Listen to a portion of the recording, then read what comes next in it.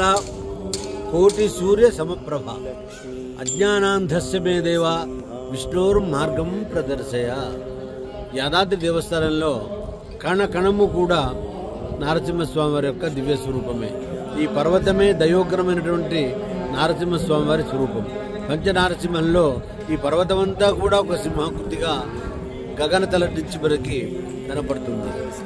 ఇంకో విశేషం ఏంటంటే సహస్రానీకుడు అనేటువంటి రాజు శ్రీ మహావిష్ణువు భక్తుడు.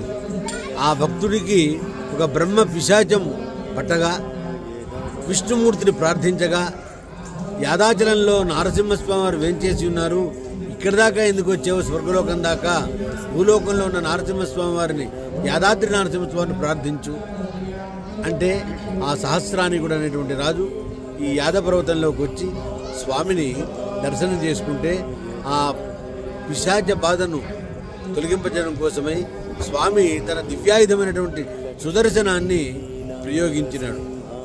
అయినప్పుడు ఆ పిశాచము కూడా స్వామిని శరణాగతి కోరితే పూర్వజన్మ శాపం విముక్తి కాగా అది గంధర్వలోకానికి వెళ్ళిపోగా స్వామి సుదర్శన తేజమంతా కూడా ఈ స్వామివారి దివ్య శిఖరంలోని దివ్య విమాన గోపురంలోకి ఆవిర్భావం చెందింది. అందుకోసమనే యాదాద్రికి వచ్చేటువంటి కోటాను కోట్ల భక్తులందరూ కూడా స్వామి దర్శనం ఎంత ప్రాధాన్యతో స్వామి దివ్య శిఖరమైనటువంటి సుదర్శన దర్శనం కూడా చేసుకొని తరించిపోతూ ఉంటారు.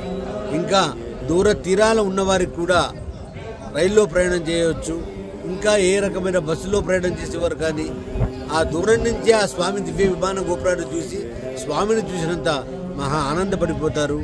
ఈ సుదర్శన స్వామి యొక్క ప్రభ అనంతమైనటువంటిది, అక్షయమైనటువంటిది.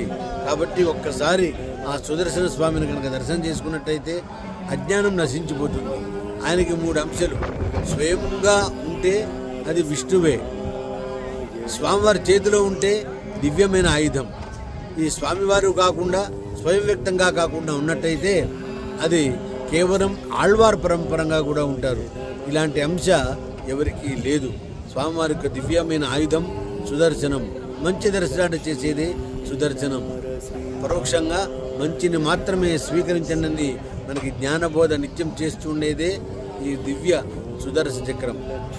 పూర్వకాలం లోపల తిరుమంగయ్య ఆళ్వారు అనేటువంటి ఆళ్వారు మాయావాదులను జయించడం కోసమై ఈ క్షేత్రానికి విచ్చేసినప్పుడు దూరం నుంచే స్వామి దివ్య శిఖరాన్ని చూసి పులకించిపోయి స్వామివారి గర్భాలయంలో పూజలు చేసి ఆ తర్వాత నమ్మాళ్ళ వారిని రామానుజుల వారిని కూడా స్వయంభూమూర్తిగా ఆవిర్భావం చేశారు. దానికి కారణం ఈ స్వామివారి యొక్క శిఖరంలోని సుదర్శనమే. కాబట్టి సుదర్శన మహాజ్వాల, ఆ జ్వాలను దర్శించినట్టయితే మనలో అజ్ఞాన జ్వాలలన్నీ కూడా నశించిపోయి జ్వాలలు జ్ఞాన జ్వాలలు ప్రడవిలిస్తాయని శాస్త్ర ప్రమాణ వాక్యం. సేవించండి, ధరించండి. స్వస్తి.